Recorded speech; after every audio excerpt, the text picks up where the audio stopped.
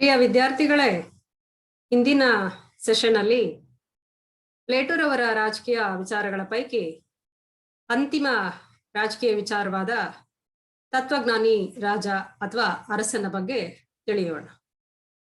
ಇದುವರೆಗೂ ನಾವು ಪ್ಲೇಟೋರವರ ಸುಮಾರು 4 ವಿಚಾರಗಳ ಬಗ್ಗೆ ತಿಳಿಯಲ್ಪಟ್ವಿ. ಇಂದಿನ ಸೆಷನ್ ಅಲ್ಲಿ ತತ್ವಜ್ಞಾನಿ ಅರಸ ಹೇಗೆ ತನ್ನದೇ ಆದಂತಹ ರಾಜ್ಯಾಡಳಿತವನ್ನ ನಿರ್ವಹಣೆ ಮಾಡ್ಬೇಕಾದ್ರೆ ಅವನಿಗೆ ಏನೆಲ್ಲ ಗುಣಗಳು, ಅವನ ಒಂದು ಸಾಮರ್ಥ್ಯ, ಅವನ ಒಂದು ವಿಚಾರ ಬುದ್ಧಿವಂತಿಕೆ ಎಲ್ಲವೂ ಇರಬೇಕು ಎಂಬುದನ್ನ ಪ್ಲೇಟೋರವರು ತನ್ನ ತತ್ವಜ್ಞಾನಿ ಅರಸನ ಬಗ್ಗೆ ತಿಳಿಸ್ಕೊಡುವಂತಹ ಒಂದು ವಿಚಾರವನ್ನ ತಿಳಿಯೋಣ. ನೋಡಿ, ಇಲ್ಲಿ ತತ್ವಜ್ಞಾನಿ ಅರಸನಿಗೆ ಸಂಬಂಧಪಟ್ಟಂತೆ ಪ್ಲೇಟೋರವರು ಯಾಕೆ ಈ ಒಂದು ವಿಚಾರವನ್ನ ಹೇಳ್ತಾ ಹೋಗ್ತಾರೆ ಅಂದ್ರೆ, ಒಬ್ಬ ರಾಜನಾದವನು ಸಾರ್ವಜನಿಕ ಜೀವನದಲ್ಲಿ ಹೇಗಿರಬೇಕು ಎಂಬುದನ್ನ ವಿವರವಾಗಿ ತಿಳಿಸುತ್ತೆ ಈ ತತ್ವಜ್ಞಾನಿ ಅರಸನ ಸಿದ್ಧಾಂತ. ಅಂದ್ರೆ ರಾಜನಾದವನು ಐಷಾರಾಮಿ ಜೀವನ ನಡೆಸದೇನೆ ಸರಳವಾಗಿ ಒಬ್ಬ ಸಮಾಜ ಸೇವಕನಾಗಿರಬೇಕು ಎಂಬುದೇ ಪ್ಲೇಟೋರವರ ಈ ಸಿದ್ಧಾಂತದ ಮುಖ್ಯ ಉದ್ದೇಶ ಆಗಿತ್ತು. ಹಾಗಾಗಿ ತತ್ವಜ್ಞಾನಿ ಅರಸನ ಬಗ್ಗೆ ಪ್ಲೇಟೋರವರು ಬಹಳ ವಿಭಿನ್ನವಾದಂತಹ ಅಭಿಪ್ರಾಯವನ್ನ ಹೇಳ್ತಾ ಹೋಗ್ತಾರೆ.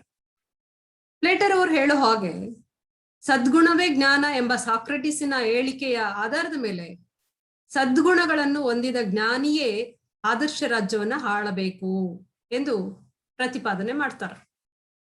ಇದಕ್ಕೆ ಕಾರಣ, ರಾಷ್ಟ್ರವು ಪ್ರಗತಿಯನ್ನ ಸಾಧಿಸುವಂತೆ ನೋಡಿಕೊಳ್ಳುವುದೇ ಆಡಳಿತ ವರ್ಗದ ಕರ್ತವ್ಯವಾಗಿದೆ. ದೇಶದ ಅಧಿಕಾರದ ಒಂದು ಆಡಳಿತ ಯಂತ್ರವನ್ನ ಯಾರು ಮುನ್ನಡೆಸ್ಕೊಂಡು ಹೋಗ್ತಾರೋ ಅವರು ಸಾಮಾನ್ಯವಾಗಿ ತತ್ವಜ್ಞಾನಿ ಅರಸರು ಆಗಿರ್ಬೇಕು. ಯಾಕಂದ್ರೆ ಸಾಕ್ರೆಟಿಸಿನ ಅಭಿಪ್ರಾಯ ಏನಿದೆ, ಸದ್ಗುಣವೇ ಜ್ಞಾನ. ಸದ್ಗುಣ ಇದ್ದಂಥವರು ಉತ್ತಮವಾಗಿ ದೇಶದ ಪ್ರಗತಿಯ ಕಡೆಗೆ ಗಮನವನ್ನ ನೀಡಬಲ್ಲರು ಎಂಬುದೇ ಸಾಕ್ರೆಟಿಸ್ ರವರ ಅಭಿಪ್ರಾಯ ಆಗಿತ್ತು. ಆ ಒಂದು ಅಂಶದ ಆಧಾರದ ಮೇಲೆ ಅಥವಾ ಅವರ ಒಂದು ಹೇಳಿಕೆಯ ಆಧಾರದ ಮೇಲೆ ಪ್ಲೇಟೋರವರು ಕೂಡ ಈ ಒಂದು ವಿಚಾರವನ್ನ ತಿಳಿಸ್ತಾ ಹೋಗಿದ್ದಾರೆ. ಏನಿದು ಫಿಲಾಸಫಿ ಅಥವಾ ಫಿಲಾಸಫರ್ ಕಿಂಗ್ ಅಂತೇಳಿ ಯಾಕೆ ಪ್ಲೇಟೋರವರು ಅದನ್ನ ಕರೆದಿದ್ದಾರೆ? ಅದಕ್ಕೆ ಅರ್ಥ ಇದೆ. ತತ್ವಜ್ಞಾನ ಎಂಬ ಪದ ಇಂಗ್ಲಿಷ್ ನಲ್ಲಿ ಫಿಲಾಸಫಿ ಎಂದಾಗ್ತದೆ. ಈ ಫಿಲಾಸಫಿ ಎಂಬ ಪದವನ್ನ ವಿಭಜನೆ ಮಾಡಿದ್ರೆ ಫಿಲೋ ಮತ್ತು ಸೊಫಿ ಎಂದಾಗುತ್ತೆ. ಫಿಲೋ ಎಂದರೆ ಪ್ರೀತಿ, ಸೊಫಿ ಎಂದರೆ ಜ್ಞಾನ ಎಂಬ ಅರ್ಥವನ್ನ ನೀಡುತ್ತೆ. ಅಂದ್ರೆ ಜ್ಞಾನವನ್ನ ಪ್ರೀತಿಸುವವನು, ಜ್ಞಾನದ ಆರಾಧಕ ಎಂಬ ಅರ್ಥವನ್ನ ಈ 2 ಪದಗಳ ಜೋಡಣೆಯಿಂದ ನಾವು ತಿಳಿಯಬಹುದು. ಪ್ಲೇಟೋರವರ ದೃಷ್ಟಿಕೋನದಲ್ಲಿ ಜಗತ್ತಿನಲ್ಲಿ ಜ್ಞಾನಕ್ಕಿಂತ ಮಿಗಿಲಾದದ್ದು ಯಾವುದೂ ಇಲ್ಲ. ಯಾಕೆಂದ್ರೆ ಜ್ಞಾನ ಸದ್ಗುಣಗಳ ಆಧಾರ. ಅಂದ್ರೆ ಈ ಸದ್ಗುಣಗಳ ಆಗರವಾದಂತಹ ಜ್ಞಾನದಿಂದ ಎಲ್ಲವನ್ನೂ ಕೂಡ ಪಡೆಯಬೇಕು, ಎಲ್ಲವೂ ನಡೆಯಬೇಕು. ಎಲ್ಲವೂ ನಡೆದ್ರೆ ಬಹಳ ಉತ್ತಮವಾಗಿರುತ್ತೆ, ಉತ್ತಮ ರೀತಿಯಲ್ಲಿ ರಾಜ್ಯಾಡಳಿತ ಇರುತ್ತೆ ಎಂಬುದನ್ನ ಪ್ಲೇಟೋರವರು ಇಲ್ಲಿ ನಮಗೆ ತಿಳಿಸ್ಕೊಟ್ಟಿದ್ದಾರೆ. ಹಾಗಾಗಿ ಈ 2 ಪದಗಳ ಜೋಡಣೆಯನ್ನ ಮಾಡಿದಾಗ ಅಲ್ಲಿ ಜ್ಞಾನವನ್ನ ಪ್ರೀತಿಸುವವನೇ, ಜ್ಞಾನದ ಆರಾಧಕನೇ ತತ್ವಜ್ಞಾನಿ ಅರಸ ಎಂಬ ಒಂದು ಅರ್ಥವನ್ನ ಪ್ಲೇಟೋರವರು ತಿಳಿಸ್ಕೊಟ್ಟಿದ್ದಾರೆ. ಯಾರು ಈ ತತ್ವಜ್ಞಾನಿ? ಅವನಿಗೆ ಏನೆಲ್ಲ ಒಂದು ವಿಚಾರಗಳಲ್ಲಿ ಅನುಭವ ಇರಬೇಕು, ಯಾವುದ್ರ ಬಗ್ಗೆ ಅವನಿಗೆ ಹೆಚ್ಚಿನ ಕಾಳಜಿ ಇರಬೇಕು ಅನ್ನೋದಾದ್ರೆ ಪ್ಲೇಟೋರವರು ಹೇಳುವ ಪ್ರಕಾರ ಆಳವಾದಂತಹ ಜ್ಞಾನವನ್ನ ಹೊಂದಿರುವಂತವನು, ಜ್ಞಾನವನ್ನ ಪ್ರೀತಿಸುವ, ಗಳಿಸಿ ಉಳಿಸಿಕೊಂಡು ಹೋಗುವವನು, ಸತ್ಯದ ಅನ್ವೇಷಕನಾಗಿರುವವನು, ಆಚಾರ ವಿಚಾರಗಳ ಪ್ರತಿಪಾದಕನು, ಸದಾಚಾರ ಸಂಪನ್ನ, ಸದ್ಗುಣಗಳ ಸಾಗರನು, ಜಗತ್ತನ್ನು ಸರಿಯಾಗಿ ಅರ್ಥ ಮಾಡಿಕೊಂಡಿರುವವನು, ಸರ್ವರ ಹಿತವನ್ನು, ಸಮಾಜದ ಕಲ್ಯಾಣವನ್ನು, ರಾಜ್ಯದ ಉದ್ಧಾರವನ್ನು ಬಯಸುವವನು, ಸಕಲ ವಿಚಾರಗಳನ್ನು ಬಲ್ಲವನು, ಇಹ ಪರಗಳೆರಡರ ಬಗ್ಗೆ ಅರಿವನ್ನು ಉಳ್ಳವನಾಗಿದ್ದು ಶ್ರೇಷ್ಠವಾದ ಜ್ಞಾನವನ್ನ ಉಳ್ಳವನಾಗಿ ಎಲ್ಲರಿಗೂ ಒಳಿತನ್ನು ಬಯಸುವವನು ಮತ್ತು ಮುಕ್ತ ಮಾರ್ಗವನ್ನು ತೋರಿಸಿಕೊಡುವವನೇ ತತ್ವಜ್ಞಾನಿ ಅರಸು ಅಥವಾ ತತ್ವಜ್ಞಾನಿ ಎಂದು ಪ್ಲೇಟೋರವರು ಹೇಳಿದ್ದಾರೆ. ಅಂದ್ರೆ ಇಷ್ಟೆಲ್ಲ ಒಂದು ವಿಭಿನ್ನವಾದಂತಹ ಸಾಮರ್ಥ್ಯ, ಗುಣಗಳು, ಸ್ವಭಾವ, ಚಾರಿತ್ರ್ಯ, ಅವನ ಮನೋಭಾವನೆ ಇವೆಲ್ಲವೂ ಕೂಡ ಇದ್ದಂಥವನನ್ನೇ ನಾವು ತತ್ವಜ್ಞಾನಿ ಎಂದು ಕರೆಯೋದಕ್ಕೆ ಸಾಧ್ಯ ಎಂಬ ಮಾತನ್ನ ಪ್ಲೇಟೋರವರು ಹೇಳಿದ್ದಾರೆ. ಆಳವಾಗಿ ಯಾವೊಬ್ಬ ವ್ಯಕ್ತಿಗೆ ಜ್ಞಾನ ಇರುತ್ತೋ, ಸತ್ಯದ ಬಗ್ಗೆ ಹೋರೆ ಹಚ್ಚಿ ನೋಡ್ತಾನೋ, ಸದಾಚಾರ, ಸಚ್ಚಾರಿತ್ರ್ಯವಂತ, ಸಮಾಜದ ಹಿತ, ರಾಜ್ಯದ ಉದ್ಧಾರ ಮತ್ತೆ ಎಲ್ಲರ ಒಳಿತನ್ನ ಬಯಸ್ತಕ್ಕಂತಹ ವ್ಯಕ್ತಿಯೇ ತತ್ವಜ್ಞಾನಿ ಎಂಬ ಒಂದು ವಿಚಾರವನ್ನ ಹೇಳಿದ್ದಾರೆ. ಹಾಗೆ ಪ್ಲೇಟೋರವರ ಪ್ರಕಾರ ತತ್ವಜ್ಞಾನಿ ರಾಜನಾದಂಥವನು ಸ್ವಾರ್ಥಿಯಾಗ್ಲಿ, ಭ್ರಷ್ಟಾಚಾರವಾಗ್ಲಿ ಇವರಲ್ಲಿ ಇರೋದಿಲ್ಲ. ಇದಕ್ಕೆ ಕಾರಣನೂ ಕೂಡ ಹೇಳಿದ್ದಾರೆ. ಇದಕ್ಕೆ ಕಾರಣ ಏನಂದ್ರೆ ಇವರಿಗೆ ತನ್ನದಾದಂತಹ ಕುಟುಂಬ, ಆಸ್ತಿಯು ಕೂಡ ಇರುವುದಿಲ್ಲ. ಆದ್ರಿಂದ ಇವರು ಸದಾಕಾಲ ರಾಜ್ಯದ ಹಿತವನ್ನ ತನ್ನ ಹಿತವೆಂದು ಮತ್ತು ರಾಜ್ಯದ ಮಕ್ಕಳನ್ನ ತಮ್ಮ ಮಕ್ಕಳೆಂದು ತಿಳಿದು ಸೇವೆ ಸಲ್ಲಿಸುವ ನಿಷ್ಠಾವಂತರು ಇವರಾಗಿರ್ತಾರೆ. ಯಾಕಂದ್ರೆ ಇವರು ನಿಸ್ವಾರ್ಥ ಮನೋಭಾವನೆಯಿಂದ ರಾಜ್ಯದ ಹಿತವನ್ನ ಕಾಯ್ತಕ್ಕಂತಹ ತತ್ವಜ್ಞಾನಿಗಳಾಗಿರ್ತಾರೆ. ಹಾಗಾಗಿ ಇವರಲ್ಲಿ ಯಾವುದೇ ಸ್ವಾರ್ಥ, ಭ್ರಷ್ಟಾಚಾರ ಇದ್ಯಾವುದೂ ಕೂಡ ಇರಲಾರದು ಎಂಬ ಒಂದು ವಿಚಾರವನ್ನ ಪ್ಲೇಟೋ ಇಲ್ಲಿ ಮನನ ಮಾಡಿಕೊಟ್ಟಿದ್ದಾರೆ. ಹಾಗೇನೆ ಇವರದ್ದು ಸಾಮೂಹಿಕ ಜೀವನವಾದ್ದರಿಂದ ಖಾಸಗಿ ಕುಟುಂಬವಿಲ್ಲದ ಕಾರಣ ಸರಳ ಜೀವನದ ಮೂಲಕ ಇವರು ದಕ್ಷ ಮತ್ತು ದೃಢ ಶಿಕ್ಷಣದಿಂದ ಉತ್ತಮ ರಾಜ್ಯ ಸರ್ಕಾರವನ್ನ ಕಟ್ಟುವಂತ ಒಂದು ಸಾಧ್ಯತೆ ಇದೆ ಎಂಬ ಒಂದು ನಂಬಿಕೆಯನ್ನ ಪ್ಲೇಟೋರವರು ಹೊಂದಿದ್ರು.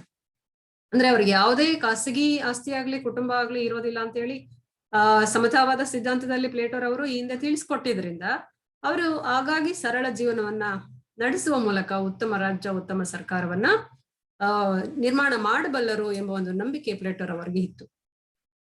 ಅದಲ್ಲದೇನೆ ಆದರ್ಶ ರಾಜ್ಯದಲ್ಲಿ ಉತ್ತಮ ಜ್ಞಾನವುಳ್ಳ, ವಿವೇಕವುಳ್ಳ ತತ್ವಜ್ಞಾನಿ ಅರಸರುಗಳಲ್ಲಿ ಇಂತಹ ಜ್ಞಾನ ಇರುತ್ತದೆ ಎಂದು ಪ್ಲೇಟೋರವರು ನಂಬಿದ್ರು.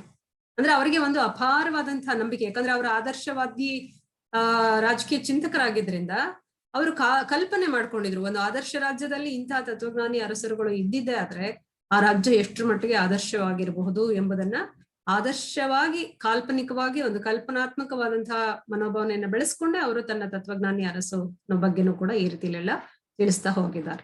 ಹಾಗಾಗಿ ಉತ್ತಮ ಜ್ಞಾನವುಳ್ಳ, ವಿವೇಕವುಳ್ಳ ತತ್ವಜ್ಞಾನಿ ಅರಸರುಗಳಲ್ಲಿ ಮಾತ್ರ ಇಂತಹ ಜ್ಞಾನ ಇರಲು ಸಾಧ್ಯ ಎಂಬ ಒಂದು ಅಭಿಪ್ರಾಯ ಪ್ಲೇಟೋರವರದು ಆಗಿತ್ತು. ಹಾಗೆಯೇ ತತ್ವಜ್ಞಾನಿ ರಾಜನು ಕೇವಲ ರಾಜ್ಯದ ಉನ್ನತ ಅಧಿಕಾರವಾಣಿ ಮಾತ್ರವಲ್ಲದೆ ತತ್ವ, ಆಧ್ಯಾತ್ಮಿಕ ಗುಣಗಳಿಂದಲೂ ಕೂಡ ಪ್ರಜೆಗಳನ್ನ ಆಳುತ್ತಾನೆ. ಅವನಿಗೆ ಕೇವಲ ಅಧಿಕಾರದಲ್ಲಿ ಉನ್ನತ ಸ್ಥಾನ ಮಾತ್ರ ಇಲ್ಲದೇನೆ ಅವನಿಗೆ ತಾತ್ವಿಕ ವಿಚಾರಗಳು, ಆಧ್ಯಾತ್ಮಿಕ ವಿಚಾರಗಳು, ಸರಿ ತಪ್ಪನ್ನ ಓರೆಚ್ಚಿ ನೋಡ್ತಕ್ಕಂಥ ಒಂದು ಸಾಮರ್ಥ್ಯ ಅವನಿಗೆ ಇರುವಂತ ಕಾರಣದಿಂದ ಅವನೇ ತತ್ವಜ್ಞಾನಿ ಅರಸನಾಗಬಲ್ಲ ಎಂಬುದನ್ನ ಪ್ಲೇಟೋರವರು ಹೇಳ್ತಾ ಹೋಗಿದ್ದಾರೆ. ಮುಂದುವರೆದು ಪ್ಲೇಟೋ ಹೇಳುವಾಗೆ ತತ್ವಜ್ಞಾನಿ ರಾಜನು ಯಶಸ್ವಿ ಆಗ್ಬೇಕಾದ್ರೆ ನ್ಯಾಯಾಧಾರಿತ ಸಮಾಜ ಹಾಗೂ ಯೋಗ್ಯವಂತ ಪ್ರಜೆಗಳಿರ್ಬೇಕು. ಅವನಿಗೆ ಬುದ್ಧಿವಂತಿಕೆ ಎಲ್ಲ ಸಾಮರ್ಥ್ಯ ಇದ್ರೂ ಕೂಡ ಅವನ ಆಡಳಿತದ ಜೊತೆಗೆ, ರಾಜ್ಯಾಧಿಕಾರದ ಜೊತೆಗೆ ಸ್ಪಂದಿಸ್ತಕ್ಕಂತಹ ಪ್ರಜೆಗಳಾದವರು ಕೂಡ ಉತ್ತಮ ಯೋಗ್ಯವಂತ ಪ್ರಜೆಗಳು ಇರಬೇಕು. ನ್ಯಾಯಾಧಾರಿತ ಸಮಾಜ ಹಾಗೂ ಯೋಗ್ಯವಂತ ಪ್ರಜೆಗಳಿರ್ಬೇಕು. ಅಲ್ಲದೆ ಪ್ರಜೆಗಳು ರೂಢಿಯಲ್ಲಿರುವಂತಹ ನ್ಯಾಯಿಕ ಕಟ್ಟುಪಾಡುಗಳಿಗೆ ವ್ಯತಿರಿಕ್ತವಾಗಿ ವರ್ತಿಸಿದ್ರೆ ಅವರನ್ನ ತಿದ್ದಿ ಸರಿಯಾದ ಮಾರ್ಗದಲ್ಲಿ ನಡೆಸುವ ಜವಾಬ್ದಾರಿ ರಾಜನಿಗಿರ್ತದೆ. ಆದ್ದರಿಂದ ರಾಜನಾದಂಥವನು ರಾಜ್ಯದ ಹಿತವನ್ನ ಗಮನದಲ್ಲಿಟ್ಕೊಳ್ಳೋದ್ರ ಜೊತೆಗೆ ರಾಜರ ಮತ್ತೊಂದು ಮೂಲ ಉದ್ದೇಶ ಏನಂದ್ರೆ ಪ್ರಜೆಗಳ ನಡವಳಿಕೆಯ ಬಗ್ಗೆನೂ ಕೂಡ ಗಮನವನ್ನ ಹೊಂದಿರಬೇಕು. ಹಾಗಾಗಿನೇ ಪ್ಲೇಟೋರವರು ಹೇಳೋದು ವೈದ್ಯ ಮತ್ತು ರೋಗಿಯ ನಡುವಿನ ಸಂಬಂಧಕ್ಕೆ ಹೋಲಿಕೆ ಮಾಡಿರುವಂಥದ್ದು.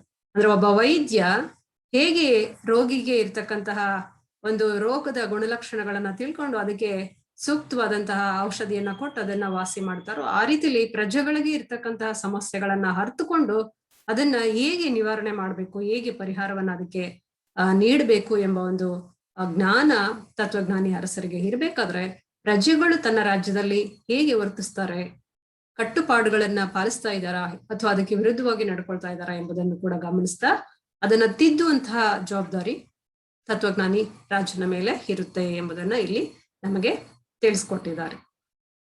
ಹಾಗೇನೆ ತತ್ವಜ್ಞಾನಿ ರಾಜನಿಗೆ ಪ್ಲೇಟೋ ಅಪಾರವಾದಂತಹ ಪ್ರಾಮುಖ್ಯತೆಯನ್ನ ನೀಡಿದ್ರು. ಯಾಕೆಂದ್ರೆ ಸರ್ಕಾರವೆಂಬುದು ಒಂದು ಅತ್ಯುನ್ನತವಾದಂತಹ ನೈತಿಕ ಸಂಸ್ಥೆ. ಅದನ್ನ ನಿರ್ವಹಿಸ್ಬೇಕಾದ್ರೆ ಉತ್ತಮವಾದ ಜ್ಞಾನಿ ಹಾಗೂ ಸದ್ಗುಣ ಸಂಪನ್ನ ವ್ಯಕ್ತಿಯಿಂದ ಮಾತ್ರ ಸಾಧ್ಯ ಎಂಬ ನಂಬಿಕೆಯನ್ನ ಪ್ಲೇಟೋರವರು ಆ ಕಾಲದಲ್ಲೇ ಹೊಂದಿದ್ರು. ಹಾಗಾಗಿ ರಾಜಕೀಯ ಅಧಿಕಾರ, ಆಧ್ಯಾತ್ಮಿಕ ಹಾಗೂ ವಿವೇಚನೆ ಈ ಮೂರರ ಮಿಶ್ರಣವಿಲ್ಲದಿದ್ದಲ್ಲಿ ರಾಜ್ಯವು ಸಮಸ್ಯೆಗಳಿಂದ ಮುಕ್ತವಾಗುವುದಿಲ್ಲ.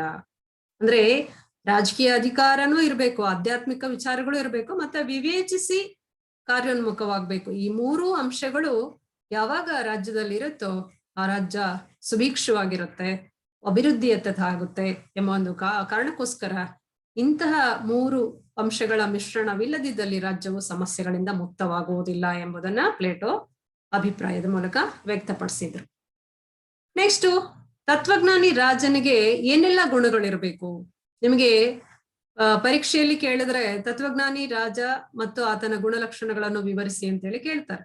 ಅವಾಗ ಪೀಠಿಕೆಯಲ್ಲೆಲ್ಲ ಸುಮಾರು ಈಗ ಹಿಂದೆ ಹೇಳಿದಂತ ವಿಚಾರಗಳನ್ನ ಬರೆದು ಈ 6 ಪಾಯಿಂಟ್ಸ್ ಅನ್ನ ಮೆನ್ಷನ್ ಮಾಡಿ ಆನಂತರ ಒಂದೊಂದನ್ನು ಪ್ರತ್ಯೇಕವಾಗಿ ವಿವರಣೆಯನ್ನ ಕೊಡೋದ್ರ ಮೂಲಕ ಪರೀಕ್ಷೆಯಲ್ಲಿ ಬರಿಬೇಕಾಗುತ್ತೆ. ಏನದು ತತ್ವಜ್ಞಾನಿ ರಾಜನ ಗುಣಗಳು ಏನು? ಕ್ವಾಲಿಟೀಸ್ ಆಫ್ ಫಿಲಾಸಫರ್ ಕಿಂಗ್ ಯಾವ್ದದು? ಸತ್ಯನಿಷ್ಠೆ, ವಾಸ್ತವ ಪ್ರೇಮಿ, ಸ್ವಯಂ ನಿಗ್ರಹ, ಧೈರ್ಯಶಾಲಿ, ಸೌಮ್ಯ ಮತ್ತು ಸಮತೋಲನ ಮತ್ತು ಜ್ಞಾನ. ಅಂದ್ರೆ ಒಬ್ಬ ರಾಜನಾದಂತವನು, ತತ್ವಜ್ಞಾನಿ ರಾಜನಿಗೆ ಇದೆಲ್ಲ ಗುಣಗಳು ಇರಬೇಕು ಅನ್ನೋದಾದ್ರೆ ನಾವೀಗ ಮೊದಲಿಗೆ ತಿಳ್ಕೊಳ್ಳೋಣ, ಏನದು ಸತ್ಯನಿಷ್ಠ ಅಂದ್ರೆ ಏನು? ರಾಜನಾದಂತವನು ಎಷ್ಟು ಮಟ್ಟಿಗೆ ಸತ್ಯನಿಷ್ಠತೆಯಿಂದ ಇರಬೇಕು ಎಂಬುದನ್ನ ಪ್ಲೇಟೋ ಈ ಎಲ್ಲ ವಿಚಾರಗಳನ್ನ ನಮಗೆ ತಿಳಿಸ್ಕೊಡ್ತಾ ಇದ್ದಾರೆ. ಅಂದ್ರೆ ಇಲ್ಲಿ ಹೇಳೋ ಪ್ರಕಾರ, ಪ್ಲೇಟೋರವರು ಹೇಳೋ ಪ್ರಕಾರ, ರಾಜ್ಯದ ಮತ್ತು ಪ್ರಜೆಗಳ ನಾಯಕನಾದಂತಹ ರಾಜನು ಸತ್ಯನಿಷ್ಠ ಹಾಗೂ ಸತ್ಯ ಪ್ರೇಮಿಯಾಗಿರಬೇಕು. ಅಂದ್ರೆ ಕೇವಲ ಸತ್ಯವಂತನಂತೆ ಕಂಡ್ರೆ ಸಾಲದು, ವಾಸ್ತವವಾಗಿ ಅವನು ಸತ್ಯವಂತನಾಗಿರ್ಬೇಕು. ಅಂದ್ರೆ ನಿಜವಾಗಿ ಅವನ ಒಂದು ಬುದ್ಧಿವಂತಿಕೆ, ತಿಳುವಳಿಕೆ, ಅವನ ವರ್ತನೆ, ಅವನ ಒಂದು ರಾಜ್ಯಾಡಳಿತದ ಒಂದು ಸ್ವರೂಪ ಏನಿದೆ ಅದೆಲ್ಲ ವಾಸ್ತವಿಕವಾಗಿರ್ಬೇಕು. ಒಂದು ವಾಸ್ತವಿಕತೆಗೆ ಸಮೀಪವಾಗಿ ಅವನು ಸತ್ಯವಂತನಾಗಿ ಯಾವುದೇ ದ್ರೋಹ, ಮೋಸ, ವಂಚನೆ ಇಂತಹ ದುರ್ಗುಣಗಳಿಂದ ಕೂಡಿರದನೆ ಸದ್ಗುಣಗಳನ್ನೇ ಮುಖ್ಯ ಆಧಾರವನ್ನಾಗಿ ಹೊಂದಿರೋದ್ರ ಮೂಲಕ ಸತ್ಯವಂತನಾಗಿ ಇರಬೇಕು. ಯಾಕಂದ್ರೆ ಸತ್ಯವಂತನಾಗಿ ಇರದಿದ್ದಲ್ಲಿ ಪ್ಲೇಟೋರವರು ಹೇಳೋ ಪ್ರಕಾರ ಸರಿ ತಪ್ಪು, ಒಳ್ಳೆಯದು ಕೆಟ್ಟದರುಗಳ ನಡುವಿನ ವ್ಯತ್ಯಾಸಗಳನ್ನ ತಿಳಿಯಲು ತತ್ವಜ್ಞಾನಿ ರಾಜ ವಿಫಲನಾಗ್ತಾನೆ. ಅಂದ್ರೆ ಯಾವಾಗ ಅವನಿಗೆ ಸತ್ಯವಂತಿಕೆಯಿಂದ ನಡ್ಕೊಳ್ಬೇಕು ಎಂಬುದನ್ನ ಅವನು ಬೆಳೆಸ್ಕೊಂಡಿರಲ್ವ ಮನೋಭಾವನೆಯನ್ನ, ಅದನ್ನ ಹೊರಹಚ್ಚಿ ನೋಡೋದಕ್ಕೆ ಸಾಧ್ಯ ಆಗೋದಿಲ್ಲ. ಆಮೇಲೆ ಪ್ರಜೆಗಳಾದಂಥವರು ರಾಜನನ್ನ ಸೂಕ್ಷ್ಮವಾಗಿ ಗಮನಿಸಿ ಅನುಕರಿಸುವುದರಿಂದ ರಾಜನಾದವನು ಆದರ್ಶಮಯವಾಗಿರ್ಬೇಕು. ಇಲ್ಲದಿದ್ರೆ ಪ್ರಜೆಗಳಿಂದ ಸತ್ಯನಿಷ್ಠೆಯನ್ನ ನಿರೀಕ್ಷೆ ಮಾಡೋದಕ್ಕೆ ಸಾಧ್ಯ ಇಲ್ಲ. ಅಂದ್ರೆ ಇಲ್ಲಿ ರಾಜನಾದವಂತವನು ಹೇಗಿರ್ತಾನೋ ಹಾಗೆ ಪ್ರಜೆಗಳು ಇರ್ತಾರೆ. ಸೊ ಪ್ರಜೆಗಳು ಹೇಗಿರ್ತಾರೋ ಹಾಗೆ ರಾಜನು ಕೂಡ ಇರ್ತಾರೆ. ಅದಕ್ಕೆ ಅರಿಸ್ಟಾಟಲ್ ರವರು ಒಂದ್ ಕಡೆ ಹೇಳ್ತಾರೆ, ಉತ್ತಮ ದೊರೆಗೆ ಬಹುಮಾನ ಉತ್ತಮ ರಾಜ್ಯ ಅಂತೇಳಿ. ಅಂದ್ರೆ ಉತ್ತಮ ಪ್ರಜೆಗಳಿಗೆ ಬಹುಮಾನ ಉತ್ತಮ ರಾಜ ಅಂತ ಹೇಳಿ ಹೇಳ್ತಾರೆ. ಅಂದ್ರೆ ರಾಜನಾದಂತವನಿಗೆ ಪ್ರಜೆಗಳೇ ಒಂದ್ ರೀತಿಲಿ ಬಹುಮಾನ, ಉತ್ತಮ ದೊರೆಗಳಿಗೆ ಉತ್ತಮ ಪ್ರಜೆಗಳು ಸಿಗ್ತಾರೆ, ಉತ್ತಮ ಪ್ರಜೆಗಳಿದ್ರೆ ಉತ್ತಮ ರಾಜನಾಗಿ ವರ್ತನೆ ಮಾಡೋದಕ್ಕೆ, ಸೇವೆ ಮಾಡೋದಕ್ಕೆ ಸಾಧ್ಯ ಆಗುತ್ತೆ. ಹಾಗಾಗಿ ಇಲ್ಲಿ ಪ್ರಜೆಗಳಾದಂಥವರು ಸತ್ಯನಿಷ್ಠೆಯನ್ನ ಪ್ರದರ್ಶಿಸೋದಕ್ಕೂ ಕೂಡ ಸಾಧ್ಯ ಆಗೋದಿಲ್ಲ. ಯಾಕೆಂದ್ರೆ ಪ್ರಜೆಗಳು ರಾಜನನ್ನ ಅನುಸರಿಸ್ತಾ ಇರ್ತಾರೆ. ರಾಜನ ಅನುಯಾಯಿಗಳಾಗಿ ರಾಜ ಏನೆಲ್ಲ ಮಾಡ್ತಾ ಇರ್ತಾನೋ ಅದನ್ನ ಗಮನಿಸ್ತಾ ಇರ್ತಾರೆ, ವೀಕ್ಷಿಸ್ತಾ ಇರ್ತಾರೆ. ಹಾಗಾಗಿ ಅವನು ಸತ್ಯವಂತನಾಗಿ ನಡ್ಕೊಂಡ್ರೆ ಪ್ರಜೆಗಳು ಕೂಡ ತನ್ನ ರಾಜನಂತೆಯೇ ಸತ್ಯವಂತರಾಗಿ ನಡ್ಕೊಳ್ಳುವಂತ ಸಾಧ್ಯತೆ ಇರುತ್ತೆ. ಎರಡನೇದು ವಾಸ್ತವ ಪ್ರೇಮಿ. ಅಂದ್ರೆ ರಾಜನಾದಂಥವನು ನಡೆ, ನುಡಿ, ಆಚಾರ ವಿಚಾರ ಮತ್ತು ವ್ಯವಹಾರದಲ್ಲಿ ವಾಸ್ತವಿಕತೆಯಿಂದ ವರ್ತಿಸ್ಬೇಕು.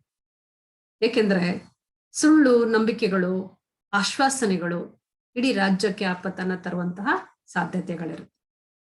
ಅಂದ್ರೆ ರಾಜನಾದಂಥವನು ತನ್ನ ಸೈನ್ಯದ ಸಾಮರ್ಥ್ಯ, ತನ್ನ ಎದುರಾಳಿಗಳ ಸೈನ್ಯದ ಸಾಮರ್ಥ್ಯ, ಶಕ್ತಿ ಮತ್ತು ಪ್ರಭಾವಗಳನ್ನ ಸರಿಯಾಗಿ ಲೆಕ್ಕಾಚಾರ ಮಾಡದಿದ್ದರೆ ಯುದ್ಧ ಕಾಲದಲ್ಲಿ ಗಂಭೀರವಾದಂತಹ ಸಮಸ್ಯೆಗಳನ್ನ ಎದುರಿಸಬೇಕಾಗುತ್ತೆ. ರಾಜನಾದಂಥವನಿಗೆ ಅಂತ ಒಂದು ವಾಸ್ತವಿಕವಾಗಿ ಏನೆಲ್ಲ ಬೇರೆ ಒಂದು ತನ್ನ ಶತ್ರು ರಾಷ್ಟ್ರದಲ್ಲಿ ಎಷ್ಟೆಲ್ಲ ಸಾಮರ್ಥ್ಯ ಇದೆ, ಎಷ್ಟು ಸೈನಿಕ ಪ್ರಮಾಣ ಶಕ್ತಿ ಇದೆ, ಏನೆಲ್ಲ ಶಸ್ತ್ರಾಸ್ತ್ರಗಳಿದೆ ಅನ್ನೋದನ್ನ ಸ್ವಲ್ಪ ಮಟ್ಟಿಗೆ ಅಂದಾಜಿನ ರೂಪದಲ್ಲಿ ಓರೆಚ್ಚಿ ನೋಡಿ ಲೆಕ್ಕಾಚಾರ ಮಾಡಿ ತಾನು ಕೂಡ ಅದಕ್ಕೆ ಬೇಕಾದಂತ ಎಲ್ಲ ಸಾಮರ್ಥ್ಯಗಳನ್ನ ಸಿದ್ಧಗೊಳಿಸ್ಕೊಳ್ಳುವಂತಹ ರೀತಿಯಲ್ಲಿ ತನ್ನ ಒಂದು ಸಿದ್ಧತೆಯನ್ನ ಸೈನ್ಯವನ್ನ ಸಜ್ಜುಗೊಳಿಸ್ಕೊಂಡು ತಯಾರು ಮಾಡ್ಕೊಳ್ಬೇಕು. ಆಗ ವಿದೇಶಿಯರ ಆಕ್ರಮಣದಿಂದ ರಾಜನಾದಂಥವನು ಒಂದು ಉತ್ತಮ ಮಾರ್ಗದರ್ಶನ ಕೊಟ್ಟು ಜಯವನ್ನ ಗಳಿಸೋದಕ್ಕೆ ಸಾಧ್ಯತೆ ಇರುತ್ತೆ. ಹಾಗಾಗಿ ಇಲ್ಲ ಅಂದ್ರೆ ಏನಾಗುತ್ತೆ, ಯುದ್ಧದ ಕಾಲದಲ್ಲಿ ಅಪಾರವಾದಂತಹ ಸಮಸ್ಯೆಗಳನ್ನ ಅಡೆತಡೆಗಳನ್ನ ಎದುರಿಸಬೇಕಾದಂತ ಸಾಧ್ಯತೆ ಇರುತ್ತೆ ಎಂದು ಪ್ಲೇಟೋರವರು.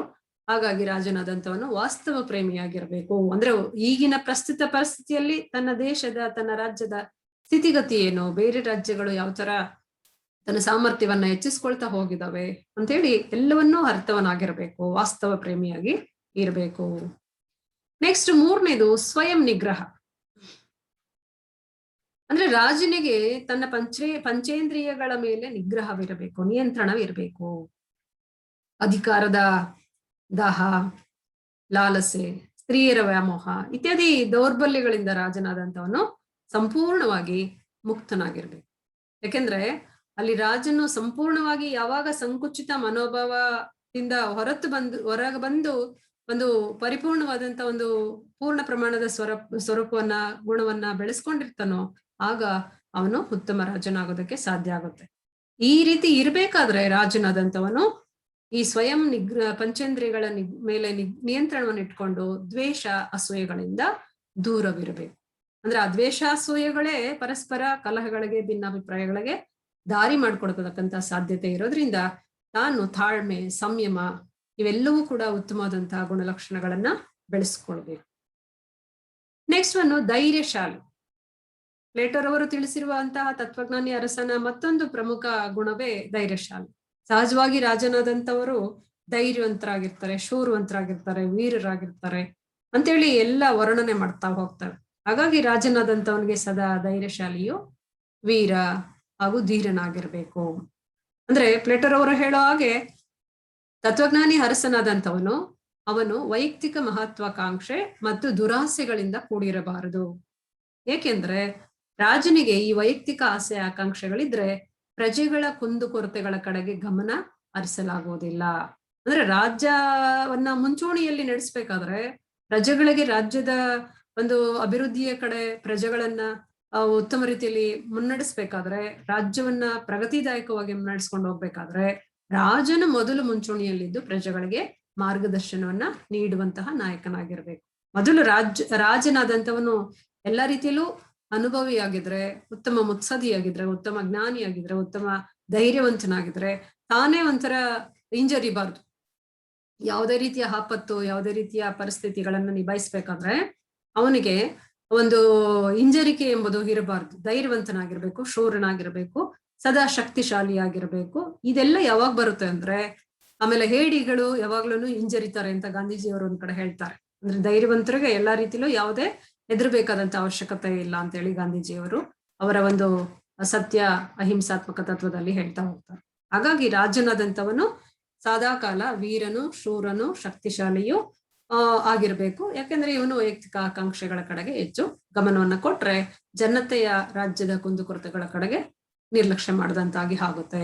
ಹಾಗಾಗಿ ರಾಜನ ಒಂದು ಮತ್ತೊಂದು ಪ್ರಮುಖ ಗುಣಗಳಲ್ಲಿ ಇದು ಕೂಡ ಅತ್ಯಂತ ಪ್ರಮುಖವಾದದ್ದು ಎಂಬುದನ್ನ ಪ್ಲೇಟೋ ಇಲ್ಲಿ ತಿಳಿಸ್ಕೊಟ್ಟಿದ್ದಾರೆ. ನೆಕ್ಸ್ಟ್ ಸೌಮ್ಯ ಮತ್ತು ಸಮತೋಲನ. ಅಂದ್ರೆ ಸದಾ ಒಂಥರ ಬ್ಯಾಲೆನ್ಸ್ಡ್ ಆಗಿ ಅವನ ಸ್ವಭಾವ ಇರಬೇಕು ಅಂತೇಳಿ, ಜನರ ಬಗ್ಗೆ ಅವನಿಗೆ ಕರುಣೆ, ಅನುಕಂಪ ಮತ್ತು ಪ್ರೀತಿಯ ಗುಣಗಳನ್ನ ರಾಜನಾದಂಥವನು ಹೊಂದಿರ್ಬೇಕು. ಕಾರಣ ಏನಂತಂದ್ರೆ ತಾನು ಯೋಚಿಸ್ತಕ್ಕಂತಹ ಆಲೋಚನೆಗಳು, ತನ್ನ ಚಿಂತನೆ, ವಿಚಾರ ಮತ್ತು ವಿವೇಚನೆಯಲ್ಲಿ ಸಮತೋಲನವನ್ನ ಕಾಪಾಡಿಕೊಳ್ಬೇಕು.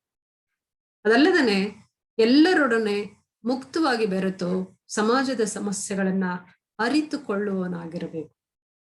ಜೊತೆಗೆ ರಾಜನು ತನ್ನ ಪ್ರಜೆಗಳಿಂದ ಪ್ರೀತಿ ಮತ್ತು ಅಭಿಮಾನದಿಂದ ಗೌರವ ಪಡೆದುಕೊಳ್ಳುವವನಾಗಿರಬೇಕೇ ಹೊರತು ಭಯದಿಂದ ಅಲ್ಲ. ಅಂದ್ರೆ ಪ್ರಜೆಗಳಿಗೆ ಕಂಡ ತಕ್ಷಣ ರಾಜನಿಗೆ ಗೌರವ ಕೊಡಬೇಕು ಎಂಬ ರೀತಿಯಲ್ಲಿ ಅವನು ಒಂದು ಸೌಮ್ಯ ಮತ್ತು ಸಮತೋಲಿತವಾದಂತಹ ಗುಣ ಸ್ವರೂಪ ಇರಬೇಕು ಅಂತ ಹೇಳಿ. ಅಂದ್ರೆ ಪ್ರಜೆಗಳನ್ನ ಯಾವಾಗ ಬಹಳ ಕಟ್ಟುನಿಟ್ಟಾಗಿ ಇರಿಸ್ಬೇಕು ಆಗ ಕಟ್ಟುನಿಟ್ಟಾಗೂ ಇರಿಸ್ಬೇಕು, ಸಂದರ್ಭ ಬಂದಾಗ ಅವ್ರ ಜೊತೆ ಬಹಳ ಪ್ರೀತಿ ವಿಶ್ವಾಸ ಏನು ನಂಬಿಕೆ, ಅವರನ್ನ ಉತ್ತೇಜಿಸುವಂಥದ್ದು, ಅವರನ್ನ ಪ್ರೋತ್ಸಾಹಿಸುವಂಥದ್ದು, ಅವ್ರ ಬಗ್ಗೆ ಕರುಣೆ ತೋರಿಸುವಂಥದ್ದು, ಅನುಕಂಪ ತೋರಿಸುವಂಥದ್ದು, ಎಲ್ಲವನ್ನೂ ಕೂಡ ಕಾಲಕ್ಕೆ ದೊರೆಯಾದಂಥವನ್ನು ಮಾಡ್ಕೊಂಡು ಹೋಗ್ಬೇಕು. ಹಾಗಾಗಿ ಒಂದು ಆದರ್ಶ ರಾಜ್ಯದ ನಿರ್ಮಾಣ ಆಗ್ಬೇಕಾದ್ರೆ, ಆದರ್ಶ ರಾಜ್ಯ ಅಂತೇಳಿ ಕರಿಬೇಕಾದ್ರೆ, ಆದರ್ಶ ರಾಜ್ಯದಲ್ಲಿ ರಾಜ್ಯಾಡಳಿತವನ್ನ ನಡೆಸ್ತಕ್ಕಂಥ ತತ್ವಜ್ಞಾನಿಗಳು ಪ್ರಜೆಗಳ ನಡುವೆ ಉತ್ತಮವಾದಂತಹ ಸಂಬಂಧ ಮತ್ತು ದೇಶದ ಜನರ ಹಿತವನ್ನ ಕಾಯ್ತಕ್ಕಂಥ ಒಬ್ಬ ತತ್ವಜ್ಞಾನಿ ಕರುಣೆ, ಅನುಕಂಪ, ಪ್ರೀತಿ ಈ ತರ ಮೊದಲಾದ ಉತ್ತಮವಾದಂತಹ ಗುಣಗಳನ್ನ ಬೆಳೆಸ್ಕೊಂಡು ರಾಜ್ಯವನ್ನ ಮುನ್ನಡೆಸ್ಕೊಂಡು ಹೋಗ್ಬೇಕು ಎಂಬ ಒಂದು ಅಭಿಪ್ರಾಯವನ್ನ ಹೇಳಿದ್ದಾರೆ. ಹಾಗಾಗಿ ಮುಂದುವರೆದು ಪ್ಲೇಟೋರವರು ಹೇಳೋ ಹಾಗೆ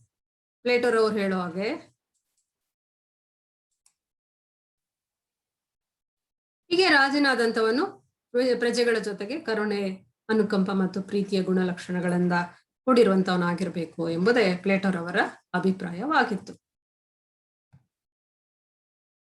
ನೆಕ್ಸ್ಟ್ ಜ್ಞಾನಿ. ಅಂದ್ರೆ ಜ್ಞಾನಿ ಅಂದ್ರೆ ಈಗಾಗ್ಲೇನೆ ಸಾಕ್ರಟಿಸ್ ರವರ ಅಭಿಪ್ರಾಯದಂತೆ ಸದ್ಗುಣವೇ ಜ್ಞಾನ ಎಂಬ ಒಂದು ಹೇಳಿಕೆಯನ್ನ ಆಧರಿಸಿ ಒಬ್ಬ ತತ್ವಜ್ಞಾನಿ ಅರಸನಾದಂಥವನು ಉತ್ತಮ ಬುದ್ಧಿವಂತನು, ಜ್ಞಾನಿಯೂ ಆಗಿದ್ದ, ಅತ್ಯುತ್ತಮ ಜ್ಞಾಪಕ ಶಕ್ತಿ ಉಳ್ಳವನು ಆಗಿರಬೇಕು. ಯಾಕಂದ್ರೆ ರಾಜನಿಗೆ ಬುದ್ಧಿಶಕ್ತಿ ಇಲ್ಲ ಅಂತೇಳಿ ಜನರಿಗೆ ಗೊತ್ತಾದಾಗ ಜನರು ಯಾರು ಕೂಡ ದೊರೆಯ ಮಾತನ್ನ ಕೇಳೋದಕ್ಕೆ ಸಾಧ್ಯ ಇರೋದಿಲ್ಲ. ಹಾಗಾಗಿ ಒಬ್ಬ ರಾಜನಾದಂಥವನು ಹೇಳಿದಂತಹ ಮಾತುಗಳನ್ನ ಕೇಳ್ಬೇಕಾದ್ರೆ ಪ್ರಜೆಗಳು ರಾಜನ ಮಾತಿಗೆ ಹೋಗುಡಬೇಕಾಗುತ್ತೆ. ಅಲ್ಲದೆ ಜ್ಞಾಪಕ ಶಕ್ತಿ ಕಡಿಮೆ ಇದ್ರೆ ಜನ ಎಲ್ಲ ಏನ್ ಮಾಡ್ತಾರೆ, ರಾಜನನ್ನ ತಮಗೆ ಸರಿ ಅನ್ಸಿದಂತಹ ರೀತಿಯಲ್ಲಿ ಹೇಳಿ ರಾಜನನ್ನ ದಾರಿ ತಪ್ಪಿಸುವಂತಹ ಸಾಧ್ಯತೆಗಳು ಇರ್ತಾವೆ. ರಾಜ ಯಾವಾಗ ಬುದ್ಧಿವಂತಿಕೆಯಿಂದ ವರ್ತಿಸ್ತಾನೋ ಅವಾಗ ಪ್ರಜೆಗಳು ಏನೇ ದಿಕ್ಕು ತಪ್ಪಿಸಿದಾಗ ಏನು ಅಡ್ಡದಾರಿಯಲ್ಲಿ ಸಲಹೆ ಸೂಚನೆಗಳನ್ನ ಕೊಟ್ಟಾಗ ಅದನ್ನ ಕೇಳಿ ನಿರ್ಧಾರ ತೆಗೆದುಕೊಳ್ಳುವಂತಹ ಸಾಧ್ಯತೆಗಳು ಇರೋದಿಲ್ಲ. ಹಾಗಾಗಿ ಆಮೇಲೆ ಕಾಲಕ್ರಮೇಣ ಪ್ರಜೆಗಳ ಮಾತನ್ನೇ ಜಾಸ್ತಿ ಕೇಳ್ತಾ ಹೋದಾಗ ರಾಜನಾದಂತವನು ಸ್ವತಂತ್ರವಾದಂತಹ ತನ್ನ ಬುದ್ಧಿವಂತಿಕೆಯಿಂದ ತೀರ್ಮಾನಗಳನ್ನ ತೆಗೆದುಕೊಳ್ಳದೆ ಹೋದಾಗ ಕ್ರಮೇಣ ರಾಜನ ಮಾತುಗಳನ್ನ ಯಾವ ಪ್ರಜೆಗಳು ಕೂಡ ನಂಬೋದೇ ಇಲ್ಲ. ಆಮೇಲೆ ಯಾವಾಗ ಬೇರೆಯವ್ರ ಮಾತನ್ನೇ ಒಬ್ಬ ರಾಜನಾದಂತವನು ನಿರಂತರವಾಗಿ ಕೇಳ್ತಾ ಇನ್ನೊಬ್ಬರ ಮಾತುಗಳಿಗೆ ಸಂಪೂರ್ಣವಾಗಿ ಅವಲಂಬಿತನಾಗಿರ್ತಾನೋ ಅವಾಗ ಅಂತಹ ರಾಜ್ಯ ಮುಂದುವರಿಯೋದಕ್ಕೆ ಸಾಧ್ಯ ಆಗೋದಿಲ್ಲ. ಅಂದ್ರೆ ಜ್ಞಾನಿ ಎಲ್ಲದವನು ಪ್ಲೇಟರ್ ಅವರ ಪ್ರಕಾರ ಆ ರಾಜ್ಯಕ್ಕೆ ಶತ್ರು ಇದ್ದಂತೆ ಎಂಬ ಒಂದು ನಂಬಿಕೆ ಪ್ಲೇಟರ್ ಅವರಿಗೆ ಇತ್ತು. ಹಾಗಾಗಿ ತನಗೆ ಯಾವುದು ಸರಿ ಅನ್ಸುತ್ತೋ, ಯಾವುದು ಉತ್ತಮ ದಾರಿ ಅನ್ಸುತ್ತೋ ಎಂಬುದನ್ನ ಯೋಚಿಸಿ ಬುದ್ಧಿವಂತಿಕೆಯಿಂದ ತೀರ್ಮಾನವನ್ನ ತೆಗೆದುಕೊಳ್ಳುವಂತಹ ಒಂದು ಸಾಮರ್ಥ್ಯ, ಆ ಒಂದು ಜ್ಞಾಪಕ ಶಕ್ತಿ ಹೆಚ್ಚಿನ ಪ್ರಮಾಣದಲ್ಲಿ ಹೊಂದಿರಬೇಕಾದಂತಹ ಅನಿವಾರ್ಯತೆ ರಾಜನಿಗೆ ಇದೆ. ಹಾಗಾಗಿ ಉತ್ತಮ ಗುಣ ಎಂಬ ಒಂದು ಅಂಶಗಳಲ್ಲಿ ಇದು ಕೂಡ ಒಂದಾಗಿದೆ. ಈ ಎಲ್ಲಾ ಅಂಶಗಳ ಮೂಲಕ ಒಬ್ಬ ರಾಜನಾದಂಥವನು, ಜ್ಞಾನಿಯಾದಂಥವನು, ಅವನು ದೇಶಭಕ್ತಿ ಹಾಗೂ ಪ್ರಜಾಶಕ್ತಿಗೆ ಧಕ್ಕೆ ಬಾರದಂತೆ ತಡೆಯಬೇಕಾದ್ರೆ ಅವನನ್ನ ಕುಟುಂಬ ಮತ್ತು ಆಸ್ತಿಯಿಂದ ದೂರವಿಡಬೇಕು ಎಂಬ ಒಂದು ಅಭಿಪ್ರಾಯವನ್ನ ಪ್ಲೇಟೋರ್ ಅವರು ತಿಳಿಸಿದ್ದಾರೆ. ಅಂದ್ರೆ ಅವನು ಇಷ್ಟೆಲ್ಲಾ ಅಂಶಗಳನ್ನ ಪರಿಪೂರ್ಣವಾಗಿ ತನ್ನಲ್ಲಿ ಮೈಗೂಡಿಸ್ಕೊಂಡು ತನ್ನದೇ ಆದಂತ ರೀತಿಯಲ್ಲಿ ಅತ್ಯುತ್ತಮ ಒಂದು ಆದರ್ಶ ರಾಜ್ಯದ ನಿರ್ಮಾಣವನ್ನ ಮಾಡ್ಬೇಕಾದ್ರೆ ಅವನಿಗೆ ಈ ಎಲ್ಲಾ ಗುಣಲಕ್ಷಣಗಳು ಇರ್ಬೇಕು ಎಂಬುದೇ ಪ್ಲೇಟೋರ್ ಅವರ ಮೂಲ ಉದ್ದೇಶ ಆಗಿತ್ತು. ಹಾಗಾಗಿ ಈ 6 ಅಂಶಗಳು ಬಹಳ ಪರಿಣಾಮಕಾರಿಯಾದಂತಹ ಅಂಶಗಳು ಅಂತ ಹೇಳಿ ಹೇಳ್ಬೋದು ನಾವಿಲ್ಲಿ. ಅಂದ್ರೆ ಸತ್ಯನಿಷ್ಠೆ, ವಾಸ್ತವ ಪ್ರೇಮಿ, ಸ್ವಯಂ ನಿಗ್ರಹ, ಸೌಮ್ಯ ಮತ್ತು ಸಮತೋಲನ, ಜ್ಞಾನಿ, ಈ ತರದ್ದು ಅನೇಕ ಪ್ರಮುಖವಾದಂತಹ ಒಂದು ಉತ್ತಮವಾದಂತಹ ಗುಣಗಳನ್ನೇ ಹೊಂದಿರಬೇಕು ಎಂಬ ಒಂದು ಅಭಿಪ್ರಾಯ ಪ್ಲೇಟೋರ್ ಅವರದು ಆಗಿತ್ತು. ನೆಕ್ಸ್ಟ್ ಪ್ಲೇಟೋರ್ ಅವರು ಮುಂದುವರೆದು ಹೇಳ್ತಾ ಹೋಗ್ತಾರೆ, ತತ್ವಜ್ಞಾನಿ ರಾಜನಾದಂಥವನು ಈ 7 ವಿಷಯಗಳಲ್ಲಿ ಬಹಳ ಜಾಗರೂಕನಾಗಿರಬೇಕು ಎಂದು ಎಚ್ಚರಿಸಿದ್ದಾರೆ. ಅದೇನು? ರಾಜನಾದಂಥವನು ಅತಿರೇಕದ ನಿರ್ಧಾರಗಳನ್ನ ಕೈಗೊಳ್ಳಬಾರದು, ರಾಜನಾದವನಿಗೆ ದುರಾಸೆ ಇರಬಾರದು, ಹಾಗೆ ಸಮಾಜದಲ್ಲಿ ನ್ಯಾಯ ಸದಾ ಇರಬೇಕು, ಶಿಕ್ಷಣ ಪದ್ಧತಿಯಲ್ಲಿ ಯಾವುದೇ ಬದಲಾವಣೆ ಮಾಡಬಾರ್ದು.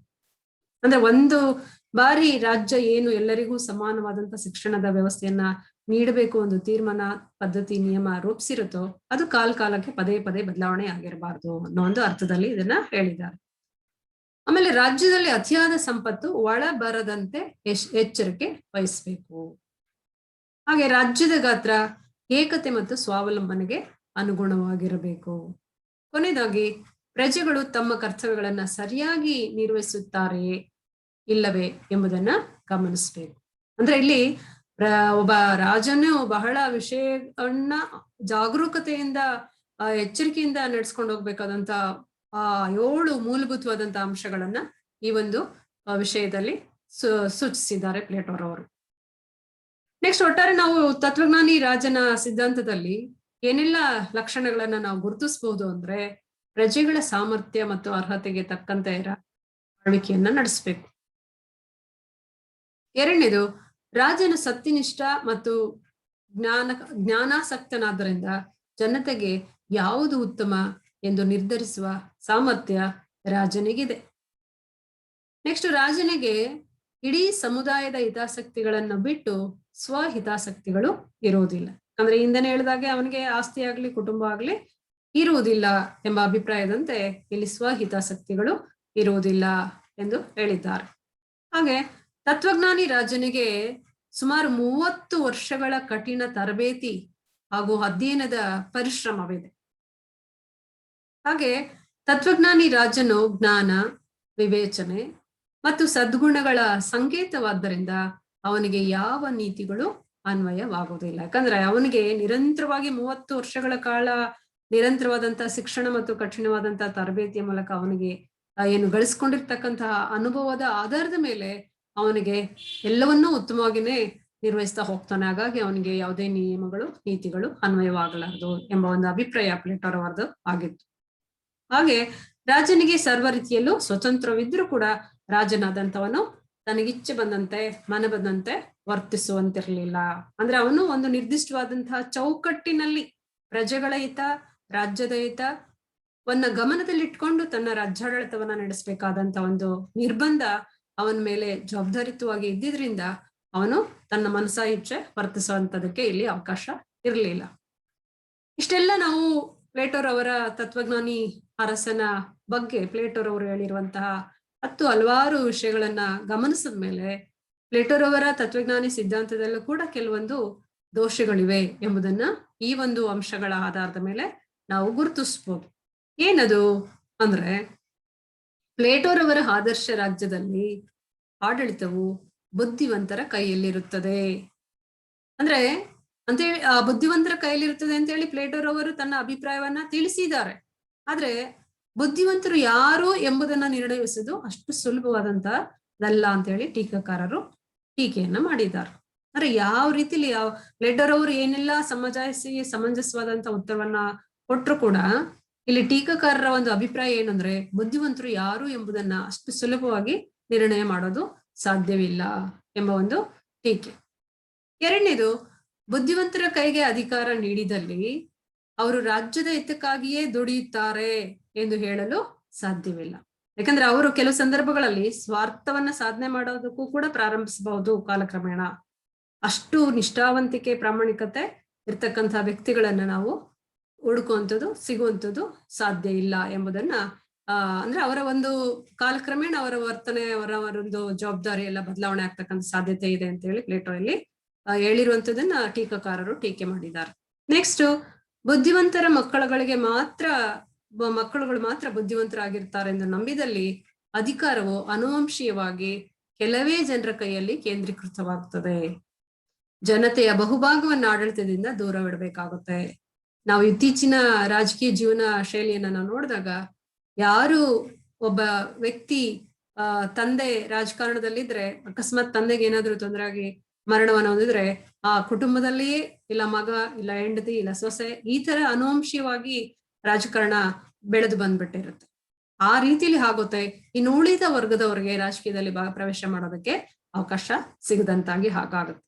ಹಾಗಾಗಿ ಬುದ್ಧಿವಂತರ ಮಕ್ಕಳು ಮಾತ್ರ ಬುದ್ಧಿವಂತರು ಇರ್ತಾರೆ ಎಂದು ನಾವು ನಂಬಿದಲ್ಲಿ ಪ್ಲೇಟರ್ ಅವರು ಹೇಳೋ ಪ್ರಕಾರ ಬೇರೆ ಬಹುಭಾಗ ಇರ್ತಕ್ಕಂಥ ಜನತೆಗೆ ಆಡಳಿತದಿಂದ ಸಂಪೂರ್ಣವಾಗಿ ನಾವು ದೂರ ಇಡಬೇಕಾದಂತ ಅನಿವಾರ್ಯತೆ ಬರುತ್ತೆ. ಹಾಗಾಗಿ ಇದು ಕೂಡ ಸರಿ ಇಲ್ಲ ಅಂತ ಹೇಳಿ ಟೀಕಾಕಾರರು ಟೀಕೆಯನ್ನ ಮಾಡ್ತಾರೆ.